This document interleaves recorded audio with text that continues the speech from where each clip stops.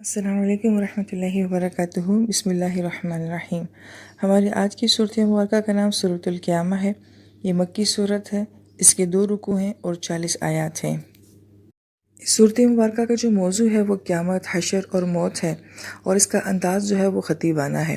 ہم یہ دیکھتے ہیں کہ وہ صورت مبارکہ اور بالخصوص جو کہ مکی صورت مبارکہ ہیں، ان کی آیات چھوٹی چھوٹی ہوتی ہیں اور انداز ایسا ہوتا ہے کہ جیسے کہ خطبہ دیا جا رہا ہے، اس لیے ان صورتوں میں جو ہے وہ انذار کا معنی بہت زیادہ پایا جاتا ہے۔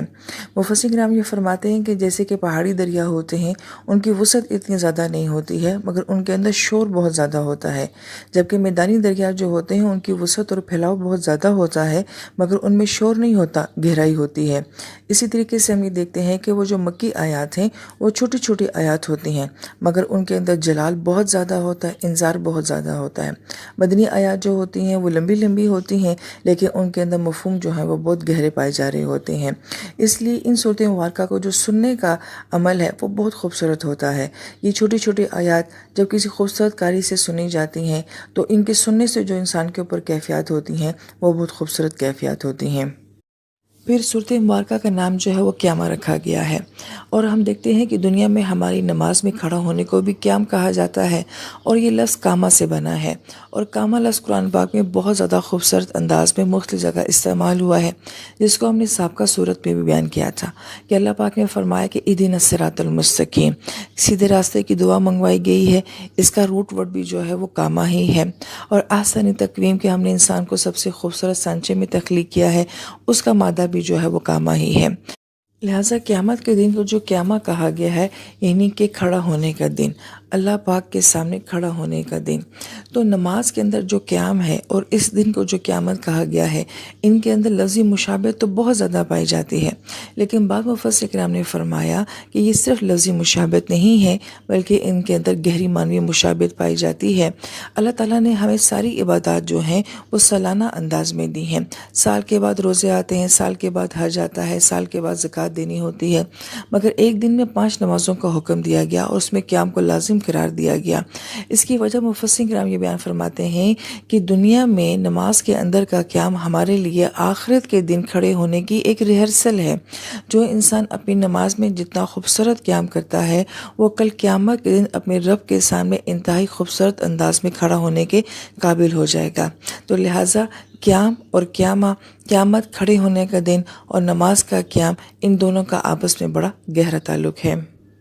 پھر پہلی آیت مبارکہ میں اللہ پاک فرماتے ہیں لا اقسم بیوم القیامہ، میں قسم کھاتا ہوں قیامت کے دن کی، ولا اقسم بنفس اللوامہ، اور میں قسم کھاتا ہوں ملامت کرنے والے نفس کی۔ ان دونوں آیت مبارکہ کے شروع میں لا آ رہا ہے، یہ نفی کے لیے نہیں ہے بلکہ یہ تاکید کے لیے ہے۔ جیسے تاکیداً یہ کہا جاتا ہے کہ نہیں نہیں ایسی بات نہیں ہے، بلکہ میں قسم کھاتا ہوں کہ قیامت برحق ہے، اور میں قسم کھاتا ہوں کہ ہر انسان کے اندر ایک ملامت کرنے والا نفس ہے۔ اب ان آیت مبارکہ میں 2 طرح کی قسمیں کھائی جا رہی ہیں۔ اس کی وجہ یہ ہے کہ ان کے سامنے مخاطب کون تھے؟ وہ کفار تھے جو کہ بہت سارے خداؤں کا تصور رکھتے تھے، اور ساتھ ساتھ یہ تصور بھی تھا کہ آخرت کا کوئی دن نہیں ہے۔ تو گویا کہ ان کو دلیل دینے کے لیے 2 طرح کی قسمیں کھائی گئی ہیں۔ پہلی قسم جو ہے اسے منطقی دلیل کہا جاتا ہے، اور جو دوسری قسم ہے اس کو فلسفیانہ دلیل کہا جاتا ہے۔ اور پہلی قسم میں بھی زیادہ اہم بات یہ ہے کہ یہ دیکھا جائے کہ قسم کھانے والا کون ہے۔ ایک ایمان والے کے لیے یہ بہت بڑی بات ہے کہ اللہ پاک کسی بات کا یقین دلانے کے لیے قسم کھا کر بات کر رہے ہیں، اور پھر یہی قسم جو ہے وہ نبی پاک صلی اللہ علیہ وآلہ وسلم کے لب مبارک سے ادا ہوتی ہے، تو ان کی ہستی، ان کی شخصیت کہ وہ کس طرح سے قسم کھا کے اس بات کو جو ہے لوگوں تک پہنچا رہے ہیں۔ تو ایک ایمان والے کے لیے تو یہ بات ہی بہت بڑی ہے کہ ان قسموں کے پیچھے قسم کھانے والے کون ہیں۔ لہٰذا پہلی آیت مبارکہ میں جو قسم کھائی جا رہی ہے وہ ایک منطقی اور عقلی دلیل کے اوپر کھائی جا رہی ہے، کیونکہ انسانی عقل بھی اس بات کا تقاضا کرتی ہے کہ کوئی جہان، کوئی دنیا ایسی ہونی چاہیے جہاں انسان اپنی نیکی کا بھرپور صلہ دیکھ سکے، اور جو گناہ دنیا میں کیے جاتے ہیں اس کا نقصان جو ہے وہ ایک بھرپور انداز میں کوئی بھگت سکے۔ تو اس کے لیے یہ دنیا جو ہے وہ ناکافی ہے۔ مثلا ہم یہ دیکھتے ہیں کہ دنیا میں کوئی انسان جب نیکی کرتا ہے، اس کی بہترین مثال آپ صلی اللہ علیہ وسلم کی ذات ہے کہ آپ علیہ السلام کی قربانیاں، آپ علیہ السلام کے آنسو جو ہیں، اگر کوئی انسان یہ کہے کہ ان کو دنیا میں صلہ دینا چاہیے تو آپ کیسے ان کی محبتوں کا صلہ دنیا میں دے سکتے ہیں؟ اگر ایک ماں باپ جس محبتوں چاہتوں کے ساتھ اپنی جوانی، اپنا مال، اپنا سب کچھ لگا کے ایک اولاد کو پالتے ہیں، اور اگر اولاد یہ کہے کہ میں اپنے ماں باپ کو اس کا صلہ دینا چاہتا ہوں، تو کیا محض ان کو اچھا کھلا کر پلا کر یا اپنی تنخواہ کا کچھ حصہ دے کر ہم یہ بات کہہ سکتے ہیں کہ ہم نے ماں باپ کو ان کی نیکیوں کا صلہ دے دیا؟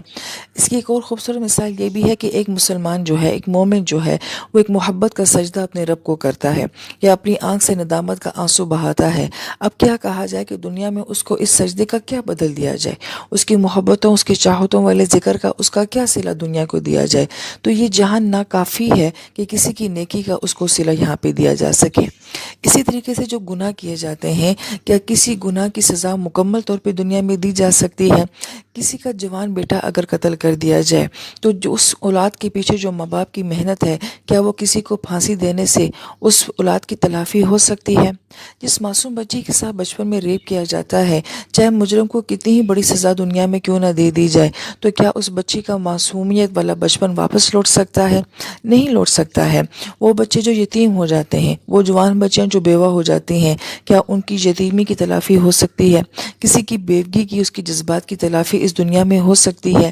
تب بھی انسانی عقل یہ کہتی ہے کہ کوئی جہان ایسا ہونا چاہیے جہاں کسی انسان کو اس کے گناہ کی جو ہے بھرپور اذیت دی جا سکے، تو وہ دنیا میں ناممکن ہے۔ اس کے لیے قیامہ ہے، آخرت کا دن ہے۔ لہٰذا اس آیت مبارکہ میں قیامت کو جو ہے وہ عقلی دلیل سے ثابت کیا گیا ہے۔ پھر جب اگلی آیت مبارکہ آتی ہے، لا اقسم بنفس اللوامہ، کہ میں قسم کھاتا ہوں ملامت کرنے والے نفس کی۔ اب اس آیت مبارکہ میں نفس لوامہ کا تعلق جو ہے وہ اس دنیا کے ساتھ ہے۔ تو گویا کہ یہ دو جو آیات مبارکہ ہیں، بعض مفسرین کرام نے فرمایا کہ پہلی آیت مبارکہ قیامت کے بارے میں یہ عقلی دلیل ہے، اور جو دوسری آیت مبارکہ نفس لوامہ کے بارے میں ہے، یہ فلسفیانہ دلیل ہے۔ اسی کو بعض اہل علم نے یوں بھی بیان کیا ہے کہ لا اقسم بیوم القیامہ میں اللہ تعالیٰ نے ایک ان سین دنیا کی بات کی ہے، ان دیکھی دنیا کی بات کی ہے، اور نفس لوامہ میں اللہ پاک نے جو ہے اس دنیا کی بات کی ہے۔ لہٰذا اسی ضمن میں بعض اہل علم جو ہیں ان دونوں آیات کے پس منظر میں یہ بات کہتے ہیں کہ دنیا میں اس وقت 3 قومیں ایسی ہیں کہ جن کا علم جو ہے وہ الہامی کتاب کے اوپر بیس کرتا ہے۔ اس میں یہود آ جاتے ہیں، نصارہ آ جاتے ہیں، اور مسلمان آ جاتے ہیں۔ مگر یہود و نصارہ کی طرف سے یہ کمی دیکھی گئی کہ ان لوگوں نے اپنی عوام کو اپنی کتاب سے جو ہے وہ دور رکھا۔ لہٰذا یہودی علماء کا بھی یہی دستور رہا کہ انہوں نے کہا کہ ہم جو ہیں خاص طبقہ اس کتاب کو پڑھے گا، اس کا علم حاصل کرے گا، آپ کو جو معلومات بھی لینی ہے وہ ہم سے لیں۔ لہٰذا وہ جو بات کہتے تھے عوام انہی کو اللہ کا حکم سمجھ لیتی تھی۔ اور پھر نصارہ میں ہم یہ دیکھتے ہیں کہ چرچ کا بہت ہول تھا، پوپ کا بہت ہول تھا۔ چرچ سے جو بات آ جاتی تھی اسی کو جو ہے خدائی پیغام سمجھا جاتا تھا۔ اور ایک دور یورپ پہ ایسا گزرا ہے کہ جب چرچ کی طرف سے یا پوپ کی طرف سے یہ عقیدہ تھا کہ دنیا کا علم کوئی علم نہیں ہوتا، اس کی کوئی حیثیت نہیں ہوتی ہے، بلکہ یہاں تک کہا گیا کہ دنیا جو ہے ایک لعنت ہے، اس سے زیادہ کچھ بھی نہیں ہے، لہٰذا جو کچھ بھی ہے وہ آخرت ہے۔ تو دنیا میں انسان جو ہے وہ بے علم رہے، جاہل رہے، کہ جس قسم کی بھی گندگی میں رہے، چاہے وہ ذہنی ہے یا ظاہری ہے، یہ ایک تاریک دور جو ہے وہ یورپ میں گزرا ہے، اور اس میں اس چرچ کا اور پوپ کا بہت عمل دخل رہا ہے۔ پھر ہم دیکھتے ہیں کہ ایک اور فرقہ اور تھا جس کو پروٹسٹنٹ کہا جاتا ہے۔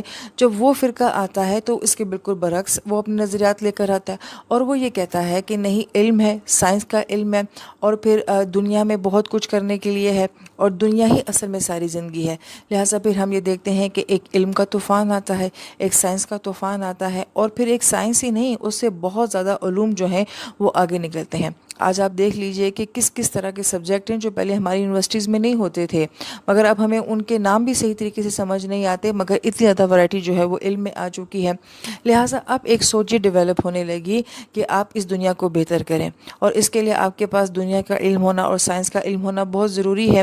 اب یہ دونوں متضاد نظریات تھے، ایک بالکل دنیا سے اور اس کی حقیقت سے، اس کی بہتری سے انکار کر رہا تھا، اور دوسرا جو ہے وہ بالکل آخرت سے انکار کر رہا تھا۔ اور پھر اس سے بڑا المیہ یہ ہے کہ یہ سوچ جو ہے مسلمانوں میں بھی آ گئی، لہٰذا مسلمانوں نے بھی اب یہی سمجھا کہ قرآن کا تعلق تو صرف آخرت کے ساتھ ہے، اس کا تعلق دنیا کے ساتھ نہیں ہے۔ دنیا کی ترقی کے لیے آپ کو دنیاوی علوم پڑھنے پڑیں گے، اور اگر آپ کو آخرت کا کچھ چاہیے تو آپ کو قرآن پڑھنا پڑے گا۔ لہٰذا آج کا مسلمان بھی جو ہے وہ ان دونوں علوم کے اندر جو ہے وہ کشمکش میں رہتا ہے کہ میں کون سا علم حاصل کروں۔ لہٰذا ہماری سوچ بھی اب یہی ہے کہ مولوی کا تو کوئی فیوچر نہیں ہوتا، لہٰذا جو دنیاوی علم حاصل کرے گا اسی کا فیوچر ہوگا، اور ہمارا معاشرہ بھی اسی سوچ کو سپورٹ کر رہا ہے۔ کیا قرآن بھی یہ نظریہ دیتا ہے؟ تو ہم یہ دیکھتے ہیں کہ قرآن یہ نظریہ نہیں دیتا۔ یہ دونوں آیات یہ کہہ رہی ہیں کہ ایک آخرت کا جہان ہے اور ایک یہ دنیا کا جہان ہے، اور یہ دونوں دنیا انسان کے ساتھ ساتھ چلتی ہیں، اور اکثر قرآن پاک کی آیات میں جو ہے اللہ پاک ان دونوں دنیاؤں کو ساتھ ساتھ لے کر چلتے ہیں۔ لہٰذا اللہ تعالیٰ جو ہے وہ آخرت کی قسم بھی کھا رہے ہیں، قیامت کی قسم بھی کھا رہے ہیں کہ وہ بھی ایک بہت بڑی حقیقت ہے۔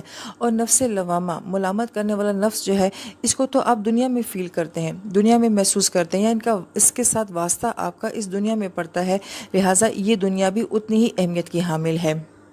اس لیے ہم جو دعائیں پڑھتے ہیں ربنا آتنا فی الدنیا حسنہ وفی الآخرۃ حسنہ، ہم پہلے اللہ تعالیٰ سے اچھی دنیا مانگتے ہیں، کیونکہ ایک اچھی دنیا ہی ایک اچھی آخرت کو بناتی ہے۔ اور اس آیت مبارکہ کی ترتیب بھی اسی طریقے سے ہے کہ قیامت کے دن تبھی خوبصورت بنے گا کہ جب آپ کا نفس لوامہ اور آپ کی دنیا جو ہے وہ بہتر ہوگی۔ آیت مبارکہ میں نفس لوامہ کا ذکر کیا گیا ہے۔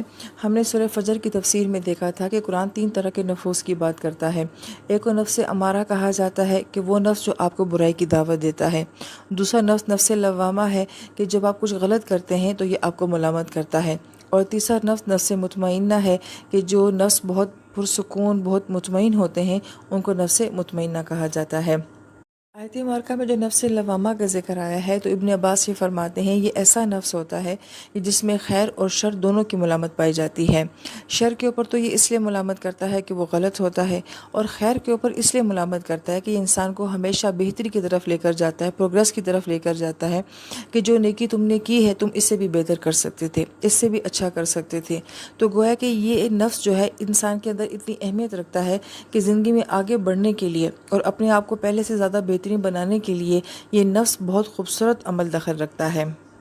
تو گویا کہ آپ اس بات کی گہرائی میں جائیں کہ اس کا مقصد صرف یہی نہیں ہوتا کہ ہمیں ہمیشہ احساس ندامت میں ڈالے رکھے، بلکہ اس کا مقصد یہ ہوتا ہے کہ ہم اپنی غلطیوں کو امپروو کر سکیں اور ہم اپنی نیکیوں کو زیادہ خوبصورت بنا سکیں۔